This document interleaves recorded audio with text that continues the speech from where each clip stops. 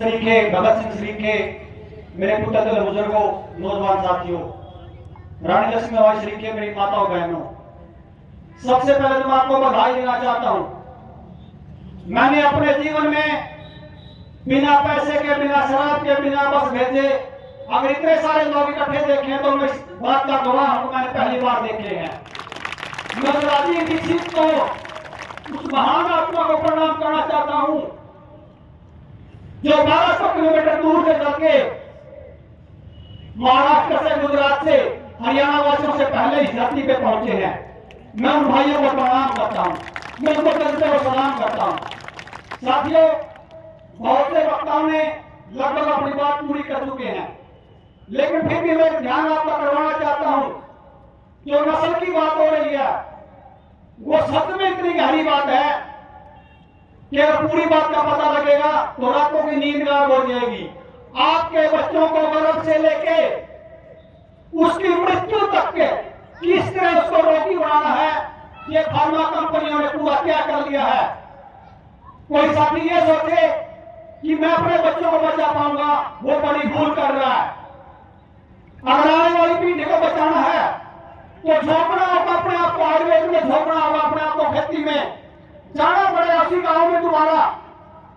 और ये धरती कुरुक्षेत्र के अंदर आती है। जब महाभारत के युद्ध से पहले पांडवों ने मात्र 5 गांव मांगे थे कौरवों से, लेकिन आज वो समय नहीं है। जनता सरकार मोर्चा सारे गांव मांगता है। कभी जितने देश के पूंजीपति लोग हैं, जितनी देशी सरकारें हैं तो गांव को खत्म करना चाहती है। हम एक के गांव मांगते हैं। और अगर सरकार गलतफहमी में हो कि हम इन गांवों को शहर बनाएंगे तो जनता सरकार मोर्चा के साथियों के जब तक शरीर में रक्त का एक एक कतरा है उनको अपने मंसूबों में कामयाब नहीं होने देंगे। साथियों, इससे अपने दुर्भाग्य की बात क्या होगी। जब पहले गांव में मकान बना करते थे तो पूरे का पूरा गांव छत देने के लिए इकट्ठा हो जाता था कि किसी के घर पे छत आ रही है। आज ये सामाजिक लुटेरे जो अपने आप को बैंक कहते हैं, किसी के छत तो नहीं दे सकते, लेकिन लोगों को, छोटे छोटे बच्चों को घरों की छतों से छीनने का काम कर रहे हैं। जनता सरकार मोर्चा आपको आश्वासन देता है, जब तक साथी आपके जीवित हैं, हरियाणा ही नहीं पूरे भारतवर्ष में एक व्यक्ति को छत भी नहीं होने दिया जाएगा। मैं एक बात और बड़ी कहना चाहता हूं। हमने सुना था कि डोलियां लूटी जाती हैं, हम आज देख रहे हैं हमारी बहन बेटी की शादी होती है, जब वो टोल टैक्स से गुजरती है तो उससे जजिया कर दिया जाता है।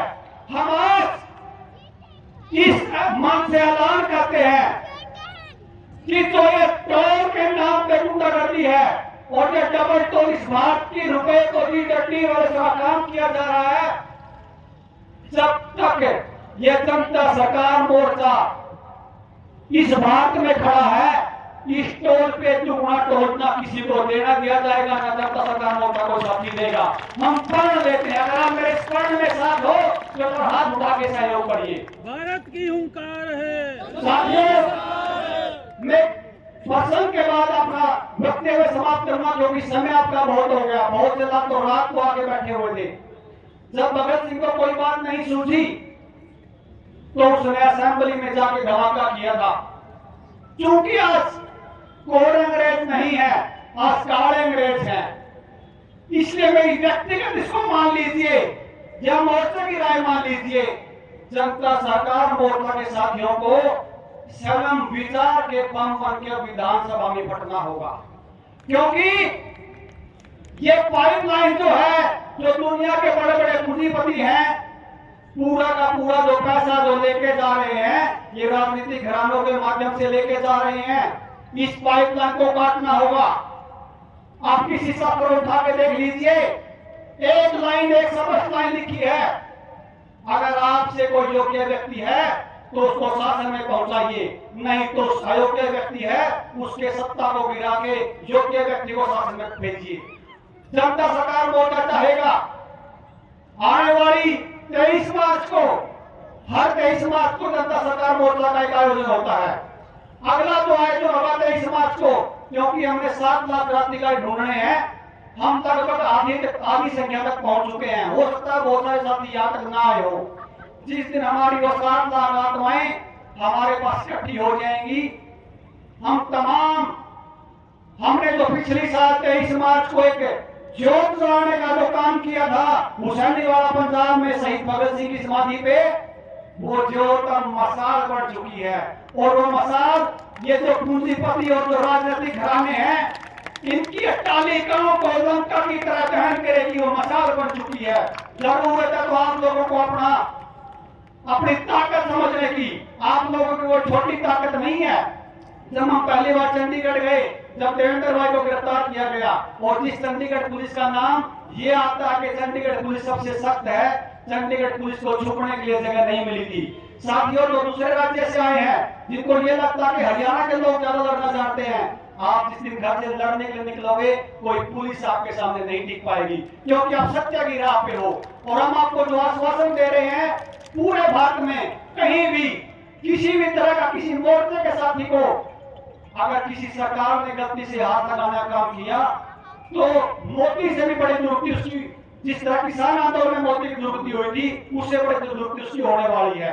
तो साथियों, मैं आपसे दोबारा आह्वान करूंगा, इस पैसे को, चाहे वो सामाजिक व्यवस्था हो, चाहे आर्थिक व्यवस्था हो, खेती की बात हो, चाहे वो राजनीति की बात हो, इस पैसे को जब तक इनमें से नहीं निकालोगे, तब तक अपने बच्चों की नस्ल नहीं बचने वाली। क्योंकि इस राजनीति में करने की क्षमता कुछ नहीं होती, लेकिन सही काम करने को रोकने की क्षमता बहुत ज्यादा होती है।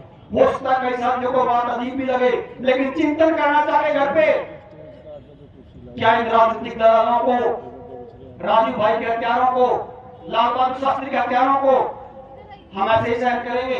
अभी और आहुतियां लेनी पड़ेगी। लाल बहादुर शास्त्री, भाई राजीव दीक्षित, सुभाष चंद्र बोस, इस तरह की और आहुति देनी पड़ेगी। इतने में काम नहीं चलेगा। तो जो लोग इस तरह की आहुति अपने आप देना चाहते हैं, इन राजनीतिक दलालों पे चोट करना चाहते हैं, वो भी अपना आपको तैयार करिए।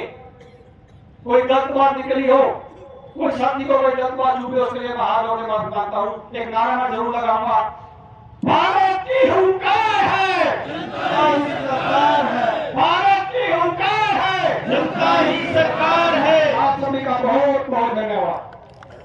इसी कड़ी में 2 मिनट के लिए मैं आमंत्रित करता हूं। ऐसा एक छोटा हाइवे